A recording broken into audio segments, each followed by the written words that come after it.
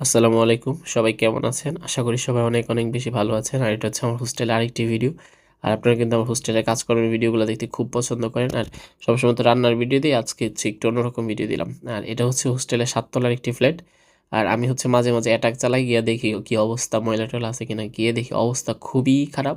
তো আমি হচ্ছে কম কম করে যতটুকুন গুছানোর গুছাই হচ্ছে, বাইরে টুকুন পরিষ্কার করে ফেলছি। তো ভিতরে টুকুন বলতেছি পরিষ্কার করতে, এই তো করি, আর এগুলো ঘুম থেকে উঠে না, এই করে না ওই করে না, সব জোর টোর করে বের কইরা পরে দেখি হচ্ছে অনেক স্লো ঝাড়ু দিতেছে। আমি ধুর, তোমাদের কাজ লাগবে না।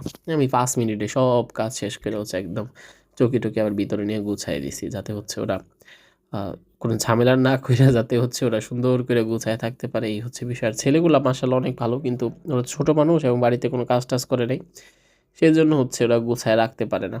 আর ওরা মনে করে হচ্ছে আরেকজনের কাজ আমি কেন করে দিব, আরেকজনের ওয়াশরুম ব্যবহার করে আমি কেন ক্লিন করব, এরকম মেন্টালিটিটা ওদের মধ্যে থাকাটা স্বাভাবিক। কিন্তু হচ্ছে ওদের